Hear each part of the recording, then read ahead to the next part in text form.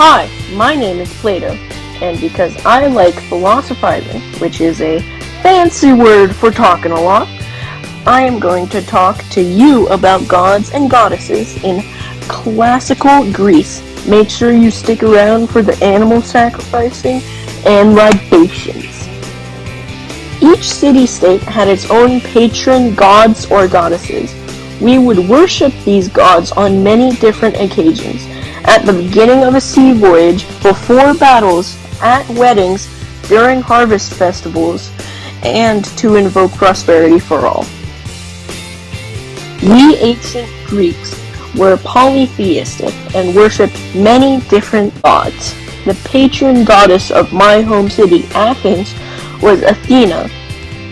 Olympia had Zeus, Corinth had Poseidon, and Sparta had many patron gods.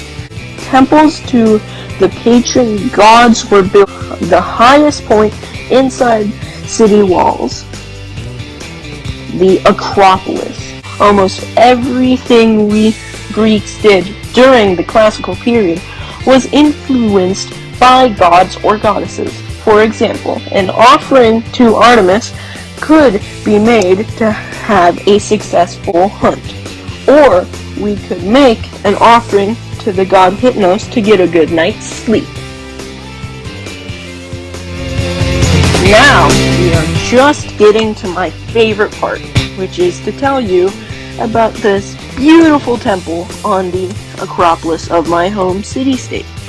Because Athena was the patron goddess of Athens, we built two huge statues dedicated to her. One was bronze and stood on the Acropolis, looking over the city. The other was even bigger and more spectacular.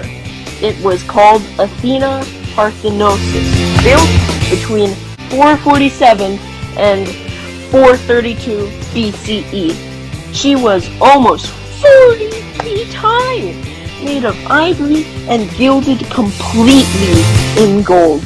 The goddess of war carried a small statue of Nike, the goddess of victory, to show that Athens had been victorious in the recent Persian wars. We are going to enter the Parthenon, the massive temple on Athens' Acropolis, where Athena Parthenosis stood. Notice the pool of water in front of her. This pool helped preserve the ivory in the statue with moisture, and was also said to reflect the light into the statue's gold in magnificent ways. In this temple, you might be wondering what we ancient Greeks would do here. Well, first we would sacrifice something. Sacrifice rituals were performed before many important occasions. Battles would normally have rituals performed before they began to achieve good outcomes and win the battle. We are going to sacrifice a male goat for Athena. Though it seems pretty gross and wasteful, we will just leave this sacrifice here on the altar. Sacrificed animals were not cooked or eaten. A priest would clean it up later.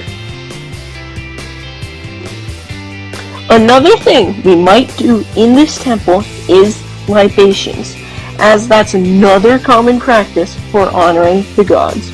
Would pour a liquid like honey, wine, or water on the ground or an altar or on a fire.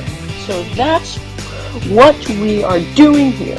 Sometimes all of the liquid is poured out, but sometimes only half of it is poured out and the rest is drunk. I myself have been known to drink a fair amount of my libations. I am about to start a new class teaching Greek students about my new theory of forms. So I'm asking Athena, who is also the goddess of wisdom and knowledge, to bless my teachings so they will spread throughout the land. Let's hope it works.